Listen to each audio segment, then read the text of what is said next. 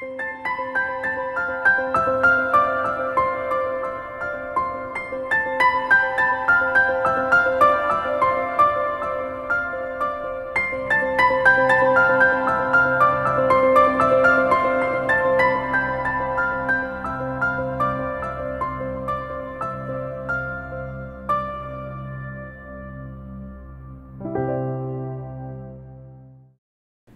dream, an idea, a movement, a struggle, a mission, a legacy.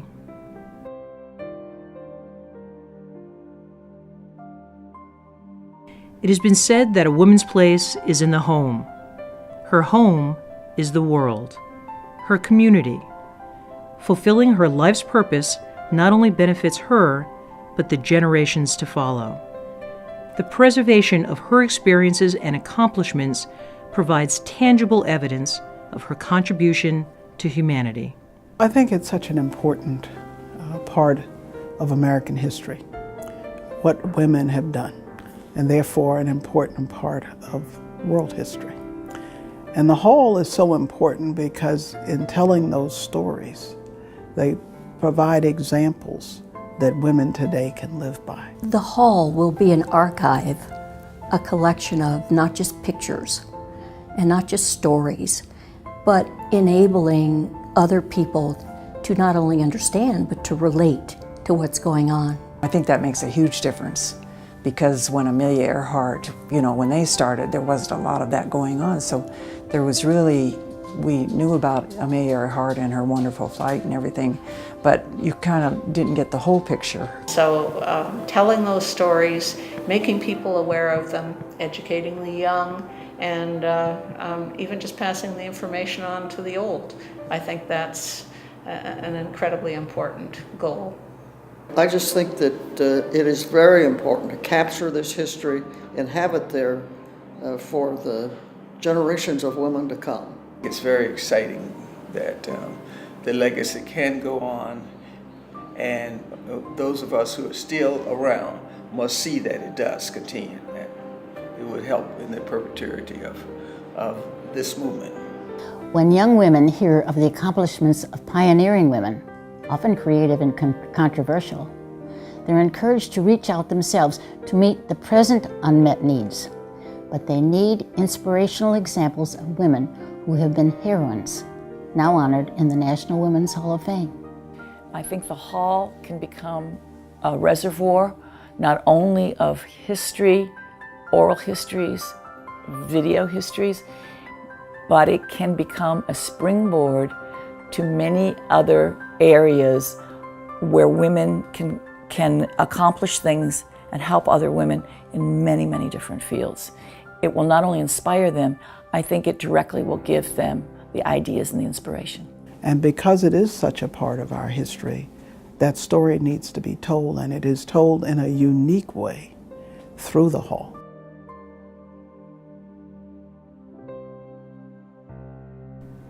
A chance meeting on the street sparked an entire movement, from women's suffrage to anti-slavery to gender equality.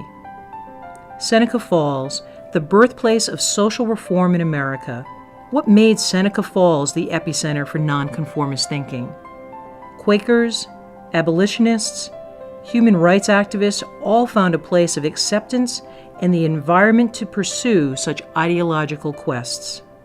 Many people don't know how important Seneca Falls is and was over 150 years ago to the thinking of this country. It wasn't just about the women's rights movements. It was about abolition. It was about equality. It was about a whole range of things that we are really just dealing with even today. And so its time is more important now than ever, but the history and the legacy that's been there really needs to be understood by every generation. Although it seems unusual today that a little tiny town like Seneca Falls would have all this activity, nonetheless, it was perfectly poised for it. It was the center of several major cities. It was a central point. The affluence had grown to the point where the women in particular had the ability to address issues And as I say, there was this connection with the other movements that were simultaneously taking place. Seneca Falls is the ideal home for the National Women's Hall of Fame. It has a history of being the hub of social and religious reformers, of empowering women, including those working for women's rights. The movement really helped me, and as it got me charged, because I was a flight instructor, and the male flight instructors would get their enough time, flying time, and they go to the airlines. And that's when I said, well, why can't I? And when the equal rights movement started, I went from why can't I to why can't I? And it changed my whole attitude toward things, and that's when I really got started with pursuing it. And it still took me 10 years to get hired by an airline, but I kept at it. I was a lieutenant colonel before I found a book about women in the military that I could read. And that was because Major General Gene Home had retired and wrote a book about the history of women in the military. Up to that point, there wasn't such a book. Now we're beginning to recognize that we need that literature. We need those things in print. The legacy is that we have to not let up, but keep on watching and make sure that women are in a position not only to vote, but in education and politics and in a number of other areas.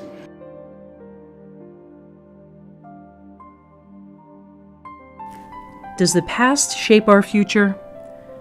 Young women and men are living in a culture where struggle seems passé. The significance of being the first in what many deem ordinary and mundane today is actually extraordinary. We have the responsibility to preserve these achievements in order to inspire and empower others. We live in perilous times. We always live in perilous times, but it seems to me right now, many of the gains women have fought and won, we're in danger of losing, of sliding back. So I think young people need to be aware of that. For example, when I was young, there was a very big effort. You know, we all heard of the movements that were taking place during that period, and all of us were aware of what happened, and a lot of gains were made. The young people, particularly the young women today, they take those gains for granted, and they don't know about the history, and they don't know how hard the fight was, and they don't know what they should be fighting for in a continuing way. And so I think it's extremely important that the message gets passed on. And that they will know, do the kind of research that's necessary to know what it is that we need to do. Make sure that we are not going off on a tangent where nothing will happen, but I see that they should be very, very vigilant as to what is going on and how it impacts the lives of not only women, but all of humanity. Young girls need to understand that, like all women, we need to get into the game, not just dress the part, but have some fun, take some risks, knowing that you'll never get to second base if you keep your foot safely on first. Well, my hopes are that they will realize their dreams, that the arc of their careers will take them even further than women have gone in the past. But my concerns are that there still are so many fields, including ones in science and technology, where women are not adequately represented. And so I hope that they can face lower barriers, leap them earlier, and move on to do the things that women can do in changing the world.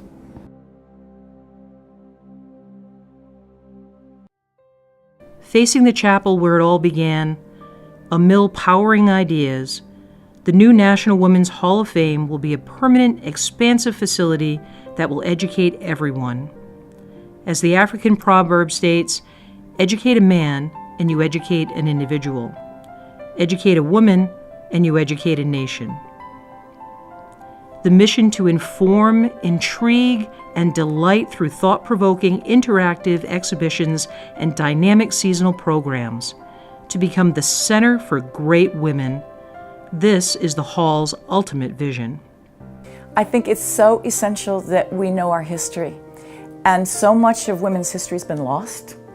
It is really up to the National Women's Hall of Fame to preserve that history. To be able to tell the story even better than it's ever been told before, and to make Seneca Falls a place that more people will want to come to. And that would be an ideal place, national place, where everyone knows that what it stands for and what it means. And just being there in Seneca Falls and at the expanded facility, the mill, will give a lot of impetus to the movement. But more than that, inspire all of us to continue to not just achieve what we want to achieve, open the doors for others. So the memorializing of the stories of great American women requires a kind of rootedness. And it is my hope that the new home for the Hall will provide that rootedness. Every generation has a pioneer, and many pioneers, but we rest and stand on the shoulders of those people who came before. The next generation doesn't quite always understand that. When they go to a place that showcases these women, they will understand.